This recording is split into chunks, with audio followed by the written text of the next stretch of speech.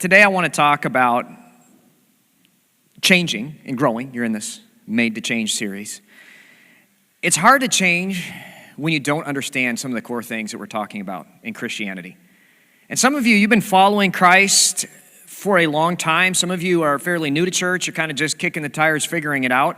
But there's some stuff in Christian circles, even if you've been here for a long time, we don't really know what it means. You know, we've been hanging out, and some of us are like, can you run that back for me another time? Like, can you explain that to me? I don't really get that. And today I want to run a core tenet of our faith back, and it's going to be helpful for you. I think it's all going to make sense, but I like to teach messages from the Bible, but with a story. So I usually start with a story, we look at some Bible, then I make some points. It's kind of how my messages are built. And today I have a really good foundational story. It's going to help you. Our Bible today is going to come from John chapter 6. You can turn there if you'd like. But growing up, story time, I had a friend named Mark. And Mark had what seemed like a perfect family. He had two other brothers. He was a middle child. His parents were both professionals, and they lived in a mansion. Did any of you guys have a friend with a mansion? You know what I mean? You had those regular houses, but he had like a mansion. I mean, this mansion was amazing, 5,000 to 7,000 square feet. Had an indoor basketball court, so that's a cool thing. Huge backyard, and it was one of those stucco-sided, I think they called them McMansions. You know what I mean? Like it was pretty cool. And they all had luxury cars. The boys, when they turned 16, got these awesome cars. His older brother, Jason, got an Infiniti J30. You remember when these came out? I mean, these things were sick. I saw that. I thought, that's cool. And this is exactly what it looked like. It had the gold tires, and it was green and V6 rear-wheel drive, Bose sound system. It smelled like a library, leather and rich mahogany. Just, wow, like this is refined. I thought a Dodge Stratus was the pinnacle, but I have not experienced an Infiniti J30. Mark, when he turned 16, got a Saab 9.5. Do you remember the fighter jet cars, with the cup holders? They came out. I mean, that thing was so cool, so fast, too. That one was super fast. Got a lot of bad trouble with that. But I remember going to Mark's mansion a few times. And for the first time, I went there to pick him up, and the main floor was so nice, you guys. I mean, it was the first house I'd ever been to that had marble countertops. I was like, how do they do this? Do they grow it? Like, what? How do they make them? Like, how did this happen, Everything was new and perfect. It had that new house smell. You just walk in and, wow, like this is not a speck of dust. Had vacuum lines in the carpets, and I just wondered, how did they make it to the couches? There's not even a footprint. Did they fly? Did they jump? Like, how did they get there? And they had sculpted carpets. Do you remember sculpted carpets when they were in the late 90s? You could buy these carpets, and somebody took the time and just, every time I was over there, I'd come in for a second. I'd say hi to his parents. Mark would come, and then we would leave. And I knew Mark for years, and you guys, he lived in a mansion.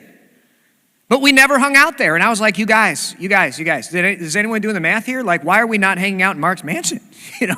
We're hanging out in our little plebeian houses, and Mark has a mansion, you guys. Well, one day, his parents were not home. And Mark was like, you guys want to hang out here at my house? And we were like, yes, please. And Mark invited us. He said, come on up to my room. And we went around the corner. He had these stairs just like this, okay? And these switchback stairs, they kind of look like that, a little more modern than that, but that's what they look like. And you know how they have that hidden corner? You go around that corner, right? And you can't see what's around that corner. As soon as we got around the edge of the landing, where you couldn't see stuff, the junk started. And you guys, Mark and his whole family were hoarders. Like, I'm not kidding. It was wall to wall, floor to ceiling. As soon as you got around that corner, the junk started. And there's just a little pathway to walk, in the middle. And he said what every hoarder says. What do they say? They say, when you get to their, I've been meaning to clean this up. And I'm like, you were meaning to? I mean, it would take a week and 6 roll-offs to clean this up. Like, what do you mean you were just meaning to clean it up? I mean, it was packed in there, the whole upstairs. And he wasn't like the kind of hoarder that stores trash. They were the hoarders that get brand new things. Like just new stuff in boxes. I remember he had 3 pancake griddles sitting there. I said, Mark, why do you need 3 pancake griddles? And he said, well, in case the one downstairs breaks. I said, what are you, a Perkins? Like, how many pancakes are you making that you need 3 spare pancake griddles? Like, you can go for a day without a pancake griddle. You can drive to Walmart if your one breaks. I'm pretty sure the same day. You don't need 3 pancake griddles. Why? He had 2 high-end paper towel dispensers, countertop paper towel dispensers. I said, Mark, why do you need 2? He goes, in case I run out of paper towels. I said, Mark, why? And it was crazy because Mark kind of couldn't see it. Like his stuff was really important to him. It's just normal to him. I confront him about his mess. Mark, it's kind of a big mess here. And he'd argue with me. Oh, but John, I need the stuff. I need all the stuff. I need the stuff. And that's hoarding. You know, it's sad. Because in our heads, we think we need this stuff. Full disclosure, were it not for my beautiful wife, Kristen, I'd probably be a hoarder. I just fill up the closets and the file cabinet. They just fill up. I forget that they're there. You know, I mean, it's just full of junk. And then in my mind, I just forget. Isn't that what we do? Sometimes you forget that you have a glove box because it's just so full. It's now off limits, you know? When it comes to faith, when it comes to my faith, growing up, I think I was a lot like Mark on a spiritual level. See, I invited Jesus into the main floor of my heart, and it seemed pretty neat. You know, I mean, I kept it nice on that main floor. And for years, me and Jesus, we just hung out on that main floor, you know, partying. And I was like, look, Jesus, it's a beautiful, nice main floor. It feels pretty good. Like, aren't I, you know, brush my shoulder off. It's pretty good. I never invited him upstairs because in my head, I knew there was like a mess up there. And I didn't want him to mess with my stuff because it was precious to me. Have you ever invited Jesus into the upstairs of your heart and felt like Mark bringing his friends upstairs for the first time? They see all your stuff and you're kind of embarrassed, but you're like, I can't give it up. I need it, you know? I mean, you come into church and you hear some things. You're like, what do you mean tithes and offering? Are you out of your mind, Jesus? Are you out of your mind? I'm not doing that. What do you mean life group? What do you mean small group? Strange? I got to go to a stranger's house? I mean, making friends sounds nice, but Jesus, there's a lot of serial killers. I mean, I don't know. What if they're a total zero there? Are you serious? Jesus, what do you mean every weekend at church as a priority? I mean, once in a while is nice, but as a commitment for the rest of my life, prioritizing this? You know? Jesus, what if the weather's nice? What if the Bears are doing good? Okay, that's not really a legitimate problem. What if it's week 2 of gun season and I haven't got my deer yet, Jesus? Probably not a lot of deer hunters in this church. My church, a lot of deer hunters, okay? But what do you do, Jesus? Why do I got to go to a building to believe in God? And this is what this message is about. See, I want to address a part of Christianity that is not on the main floor. Those parts that we hide from Jesus and maybe even don't admit to ourselves are there. And today I want to talk about this concept called being all in with Jesus. All in with Jesus. See, lots of people claim to be Christians, but we know from the Bible that there's a lot of people who deceive themselves. They thought they were Christians, but they're not. At our church and a lot of churches, we use a concept of being all in with Jesus, giving your heart to Jesus, to talk about following Jesus with everything. But what does that mean? You know, am I all in? Do I believe in Jesus? Am I a Christian yet? I mean, lots of people in the Bible believe in God, but then they don't really believe in God. How do I know if I believe in God enough? And even if you're not a Christian yet, I think you're going to like this message. You'll probably learn something. Everybody loves a good hoarder story after all. And I think even if you don't believe yet, you're going to love God more deeply by the end of this message. And what I'm going to do, let me give you the pattern, okay? I've already told a story. We snuck that in there. Next slide. I already told a story. We're going to look at the Bible, John 6, then points, then Bible points. So it's like a pattern. Bible point, Bible point. You see that pattern repeating? It's good, okay? But let's jump into the Bible. John chapter 6 takes place at the end of the second year of Jesus' 3-year ministry.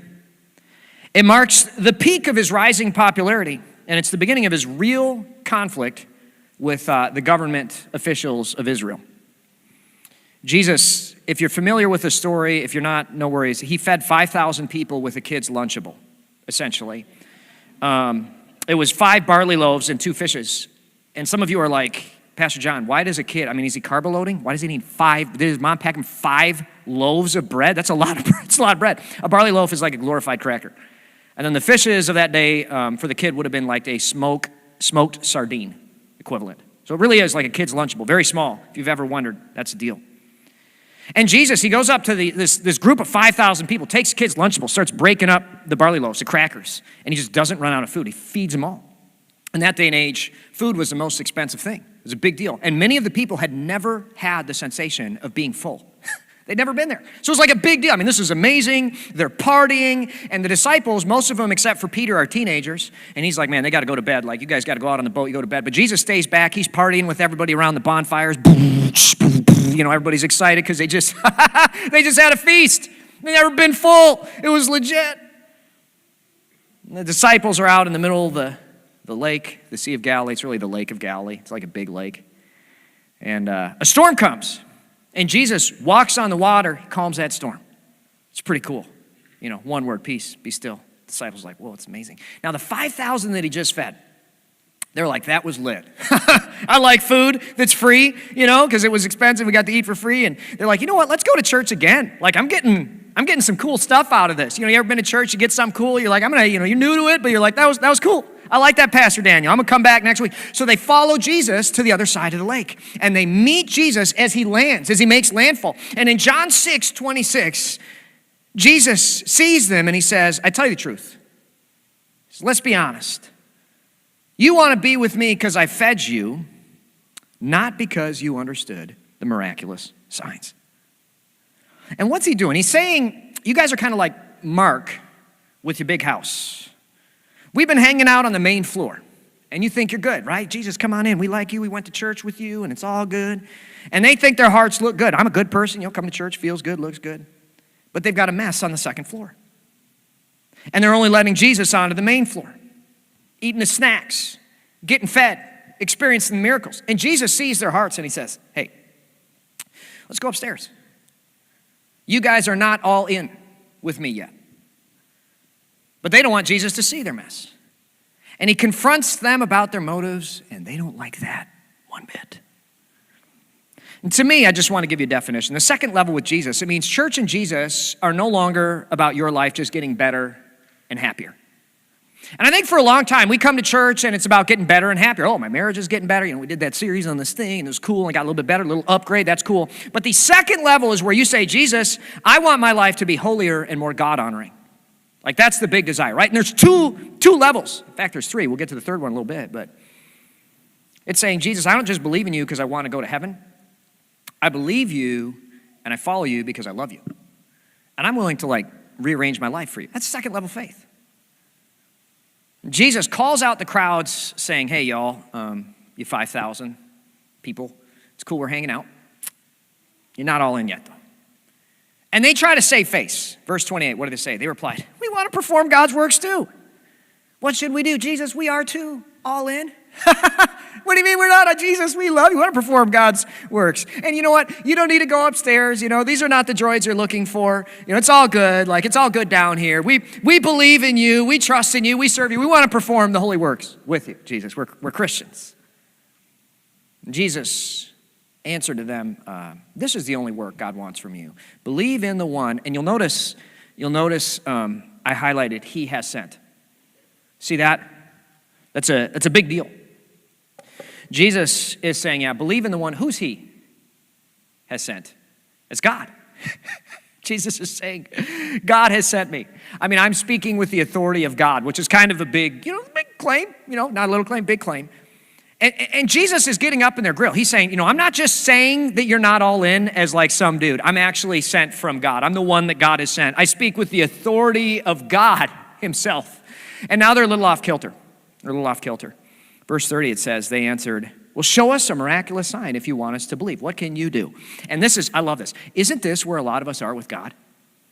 Right? We start off, we're like, oh yeah, I believe in God. Give me the free stuff. I love it. Make it rain, Jesus. Make it rain in my life. Give me some of that free food. Make my marriage better. Make my life better. I love it. But as soon as following him means cleaning up some of your junk, what do you mean? I got to stop smoking weed. What do you mean? I got to move out of my boyfriend's house. What do you mean? I got to forgive someone who doesn't deserve the forgiveness. What do you mean, Jesus? As soon as he asks you to do something like that, as soon as he starts speaking with the authority of God, you're like, show me another sign. I used to believe, but now I need a sign. Give me a little more faith, okay? Because I believed in you before, but now I don't because I got to change, right? And then look how manipulative they get. People are like this, right? They're gaslighting Jesus. In verse 31, it says, after all, our ancestors ate manna while they journeyed through the wilderness. The scriptures say Moses gave them bread from heaven to eat. They all tell Jesus. Let's keep it level one. Okay, you don't need to come upstairs. I don't know if you know this, Jesus. Church is about you serving us. We're not here to serve you. Jesus, don't you know? Church is about us getting fed. Isn't that what we say? Am I getting fed? Am I getting fed? I'm the pastor. Am I getting fed? Love roast pasta. It's one of my favorite meals to eat. Am I getting what I want? Is my marriage getting better? Is my life getting better? Are the sermons interesting? Jesus, let's keep it on the main floor. Don't come upstairs into my heart. Don't ask me to serve you. You serve me. Don't make me change. And Jesus, with compassion and love in his heart, looks at them. He says, no. When it comes to that all-in kind of faith, church ain't about you. Level 2 is about more than that. And they go back and forth. If you read the passage, they're going back and forth. They're arguing.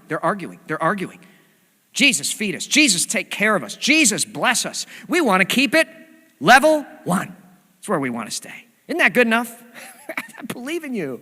You know that you're real. What more do you want? Don't make me get rid of things I love. We love our pancake griddles and our paper towel dispensers. We need them. It's comforting, Jesus. What if I need this stuff? What if I need to go back into that old life? And I want to pause here before going into the next section to highlight Jesus' point that an all-in faith means inviting Jesus into every level of your heart. Every level. I don't think true Christianity really begins until that level 2. I mean, the devil believes in God. Lots of people believe in God. But believing in him so deep, you'll transform your life. My friend Mark had a crippling struggle with hoarding. And if you knew him, you'd know it made his life worse.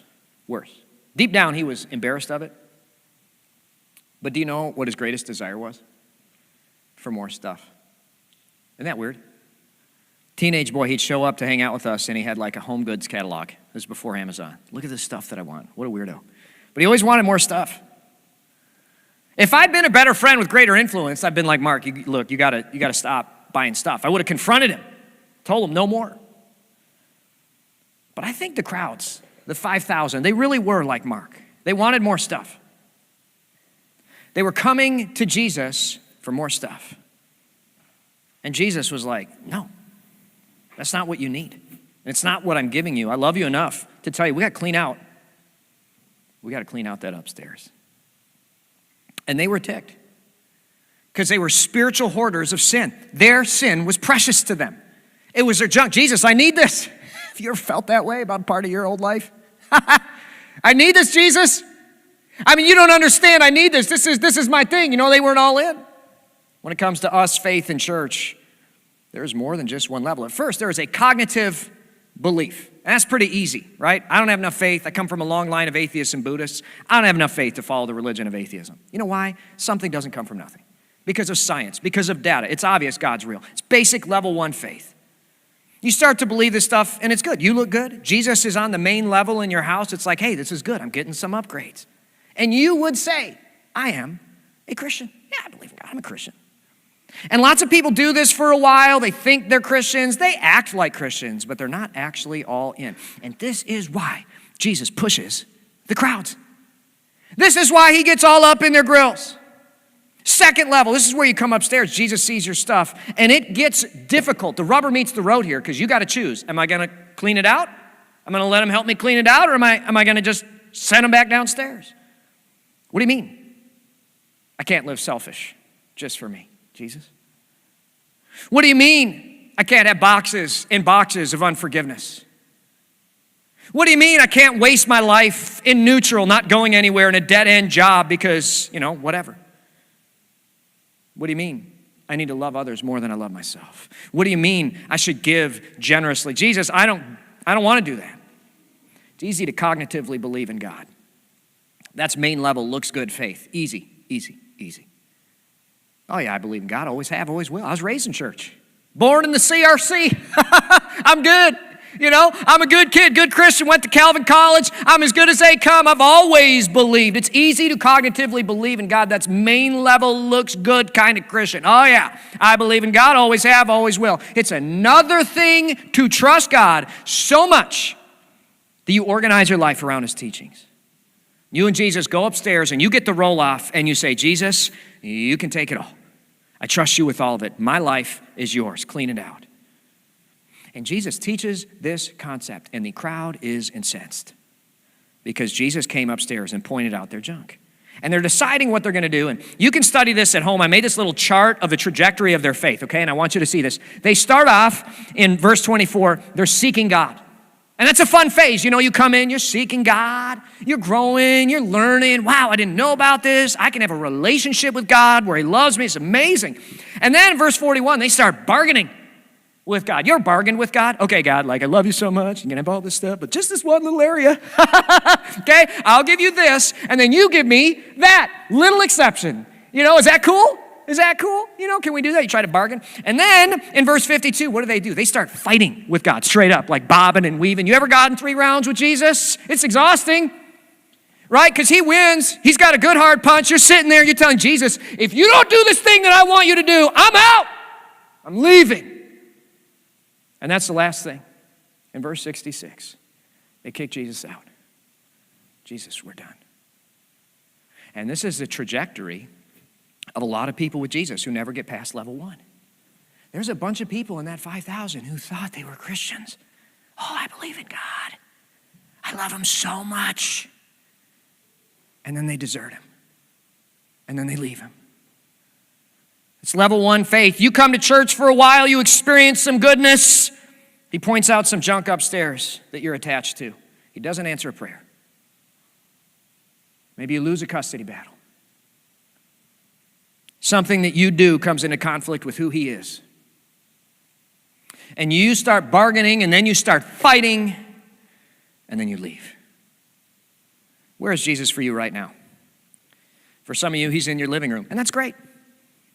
I spent a few years with Jesus in my living room. I was growing, I was learning, I was determining, I was looking for the signs. It's fair to ask God for a sign. God never asks for blind faith from us. What does he do in the Bible? He always gives us a miracle, right? Information, and then calls us to faith. Atheism, that's blind faith. Ignore the evidence, ignore the facts. Christianity, it's informed faith. The science, the data, we look at it all, we decide, main floor is fine for a little bit. But for some of you, it's time to let Jesus come upstairs and trust him with your junk. What are you gonna do? Are you gonna let him take it? Or are you gonna keep kicking Jesus out? Jesus concludes the passage in a powerful way. The next part of this passage I'm gonna get to is heavily debated. It's weird sounding, but when you know the background, it's super powerful. When I was in seminary, some of the worst times in my life, we spent 4.5 weeks of classes talking about this next passage, okay? I'm just gonna tell you, a lot of time. There's a lot of time for 2 verses in the Bible, but here's the thing. I wanna be overwhelmingly clear before we put this up. Jesus is not talking literally. He's talking metaphorically. He reveals that very clearly later in verse 63 that he's talking metaphorically. So before we get in, I'm going to say it one more time, George. I know you heard it. Metaphorically, metaphorically, metaphorically, metaphorically. Okay? Verse 53. So Jesus said again, I tell you the truth, unless you eat the flesh of the Son of Man and drink his blood, you cannot have eternal life within you. But anyone who eats my flesh and drinks my blood has eternal life, and I will raise that person at the last day. And this is where some of you who are come and check it out, Calvary Church, not okay. You know what I mean? What is happening? Well, he's talking metaphorically, would have been relevant to them in that day, and the metaphor is this. If you really want to believe in me, you've got to be one with me. And this is what we mean by all in. By saying eating my flesh, he's talking about you and Jesus becoming the same person, becoming one flesh. I like the way Paul puts it in his letter to the church in Galatia. He says, my old self has been crucified with Christ. It's no longer I who live, but Christ who lives in me. We also use the phrasing, some of you older folks have heard this, inviting Jesus into your heart. I want to ask Jesus into my heart. You ever heard that? He and you are one and the same. All in. You're all in. You're all in. It's saying, Jesus, I believe in you so deeply, you can clean up the junk. I will give it all to you. I'll trust you with it. Wherever you go, I'll go. We're one flesh. I'll follow you wherever. I mentioned before there were 3 levels, right? I just briefly mentioned that. Level 1 is you invite Jesus onto the main level. Upstairs, that's level 2, showing him the junk, choosing to let him remove it. That's the second level. But the third level, for true deep Christians, is another final level, even after that. And it's, am I willing to leave the comfort of my own home and follow Jesus to help others clean out their lives and closets? Am I willing to be a soul winner? Am I willing to put aside my personal preferences to reach people far from God? Am I willing to see the church that I grew up in that was always one way become a church that is going to reach a new and changing community? I'm level 3, Jesus. Whatever it takes, I want to make disciples. I'll even sing those new praise songs, those newfangled things. Put aside those hymns if I have to. And there's a ton of people who get stuck on that second level. You ever met a church of people that are stuck just on the second level? They're Christians. I believe they are. They're going to be in heaven with us. But they just love cleaning house. They don't want to follow Jesus out there. They just want to talk about cleaning. They want to memorize the Bible. They want to exposit it verse by verse, every single Bible study, inductive, NASB, ESV, only 2 translations that count. I want to sit down, I want to clean, and look how clean, I want to bleach everything, and we're just focused on cleaning. And Jesus says, what about leaving that clean house and walking into other people's mess saying, I want to be a part of redeeming the world through Christ in me, because we're one flesh. And to me, that's the final level of what all in represents. Jesus, I've invited you into my house. You've seen the main floor, it's clean. But then I brought you upstairs and I showed you the mess. And I let you clean it up. And now I follow you wherever you go. My old self has been crucified with Christ. It is no longer I who live, but Christ who lives in me. I'm one flesh with Jesus. I'm willing to leave my life behind because I'm now one flesh with you. And I want to be clear. There is a heresy out there called Christ consciousness. This is not describing you becoming God yourself. It's yourself dying and letting God now rule and live in you as if you were one flesh. I'm following you, Jesus, to the ends of the earth, even if it means my discomfort. Even if I lose my life, because guess what? I already lost it when I gave it to you. Every time I see people at our churches make profession and get baptized, and God has been moving here, Calvary. They're declaring that they're all in. I want to ask you a critical question based on the definitions of this message. When did you go all in with Jesus? For me, it was a process. Years ago, I went to church. Jesus was on the main level.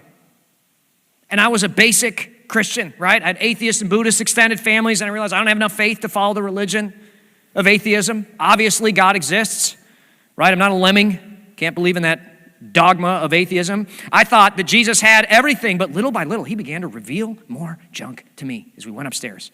And isn't that how it works? God came upstairs, and year after year, he kept showing me more closets to clean out. You guys ever heard of that old hymn, Great is Thy Faithfulness? I love that hymn, and in that hymn, there's that set of lines. What do they say? Morning by morning, new mercies I see. And what I began to discover is there were whole sections of my upstairs that Jesus had been giving me grace for years until we were ready to clean out that room too. And it was oh my goodness, I didn't even realize I was sinning radically in that way all these years, because we've been cleaning out this space, but then your Spirit brought me that one. And I've been following Christ for years, and he's showing me new closets. In fact, just these last few months, he's been showing me a new closet of anger and rage that I've been carrying inside my heart, that Jesus says, now it's time to deal with this in your life. The second level is a process. I'm going to tell you what, things got real for me in the second level at my first job. There was some pride and insecurity. They always seem to go hand in hand. There was some anger and offense. There was a victim mentality and outrage. I loved just singing my victim story, all the ways that I had a hard life. And it was stuff I'd held on to. I thought that my arrogance and confidence, the way I'd been victimized, I thought it was a part of my personality. It's just who I am. That's just who I am. I'm kind of a harsh person. It's who I am. It's just how you made me. I'm the bull in the china shop. It was like Mark's pancake griddles. I thought they were precious. I thought I needed them. But Jesus wanted to take them away. In the course of a few months for me, as we were cleaning out the upstairs, the third level came up for me. And I had an opportunity to take a very comfortable job that would not stretch me. Had cushy, great benefits, just a very comfortable job. Or I could be faithful to the God who had called me and redeemed me. And I could move to a place that would have been far riskier and out of my community and much harder. And I watched God work through me. And Paul's words came back to me. I remember sitting at my first job, and these are Paul's words right here. My old self has been crucified with Christ. It's no longer I who live, but Christ who lived in me. And I've heard that my whole life. But it hit different in that moment because I knew what it meant. I'm one flesh with Jesus. I want to ask you this critical question today. What level are you at with Jesus? I think most of us can invite Jesus onto the main floor. It's pretty easy to have a basic belief. Something doesn't come from nothing. We know Christianity is the one true way. No other religion works with history, biology, sociology, science. Not Islam, not Buddhism, not Mormonism, not atheism. Truly, Christianity is the only one that works. Easy to believe, main level faith in God. But I want to be clear. I don't think true faith, I don't think a saving faith starts until that second level where you turn from sin and say, Jesus, you can have it. And a lot of us, we chill on that main level for years. I'm a good person. That's where I was. I went to Wheaton College. I'm a good person. But eventually you realize there's more. And I know there's some of you here today, you've invited Jesus upstairs. And now he's all up in your business. It's like every time, it's like, Jesus, really, another room? And you got to decide, do I trust him with my junk? Am I going to give it up?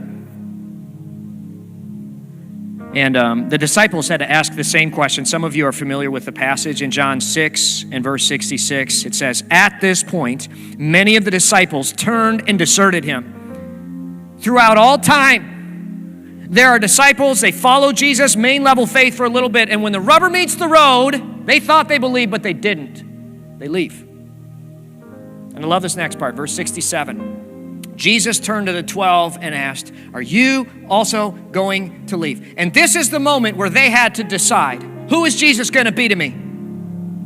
Up to this point, Jesus had been a blessing. He'd been hanging out on the main floor, but for the disciples following Jesus, there is now a social and personal cost to staying with Jesus. And I want you to hear Peter, the apostle's words in verse 68. It says, Simon Peter replied, Lord, to whom would we go? You have the words that give eternal life. We believe and we know that you are the Holy One of God. It's him saying, I'm all in. I'll leave my comfort. You can have my life. Church is no longer about my happiness. It's about worshiping your holiness. This last week, I visited an old saint at our church who was dying. She told me, Pastor, I used to fight the changes, I used to fight the things, but as I've been sitting here on hospice, my family's been worshiping Jesus. My kids are back in church with me, and I just want them to encounter Christ. It's all I want. Not my will, but his be done. I'm ready to see Jesus. You guys, this life is going to be over in an eye blink. You might think you're young, you might think this is going to flash by, and you will be standing before eternity. Right now, Pearl is looking full in the wonderful face of Christ. Hearing, well done, good and faithful servant. What level are you at with Jesus? What level are you at with Jesus?